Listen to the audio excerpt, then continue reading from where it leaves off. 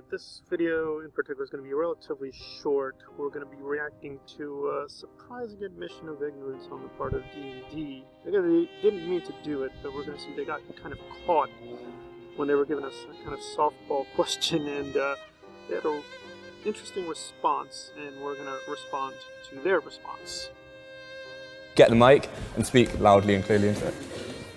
Dan and David, you've done such a fabulous job adapting characters who aren't POV characters in the books.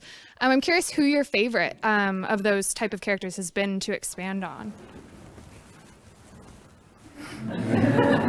What? Pardon? Yeah, you are a POV character. No, he's not a POV character, right? I am. Eventually. You are? In which book?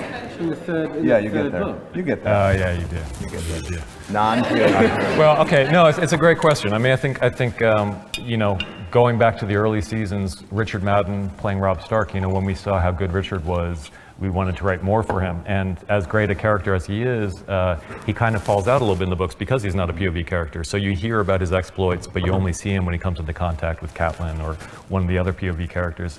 And Richard was so good, I just remember watching with Dan those episodes from season 1 and thinking, we need more of him in season 2. We can't just be away from him for that long. So I guess Robb Stark. Who else is a non-POV character that we've really... probably a lot. Littlefinger. Yeah, it's funny because I don't know. I obviously know the books very well, but I don't remember necessarily which characters are POV characters because it's been so long since we've thought of it in that. It was one of the first things we had to do was stop thinking about it that way and start thinking about each character individually.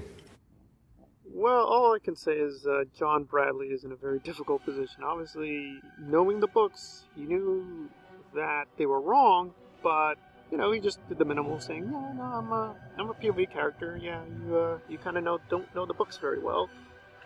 But you know, they slid it off and laughed about it and offered an excuse. I don't believe it for a single second. It's pretty clear that yeah, they read the books, but they have a very shallow understanding of the books. So I think it's fine to say, well, they read the books. That's definitely true. But how well they read the books, that's a little bit more difficult to assess.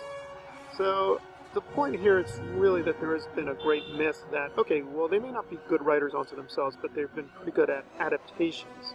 I think that's very, very implausible given how little they really know about the books. But again, they do know some things, and I don't want to deny they did some good work in the adaptation, but I think this mythology some fans have to defend them, saying, well, at the very least, they're great at adapting the material.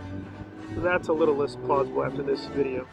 Alright, it's been GRRM and Thrones Analyzed on D&D and their ignorance of the source material. If you like the content, please hit the like button and or subscribe. Please comment below, please share the content. Thanks again.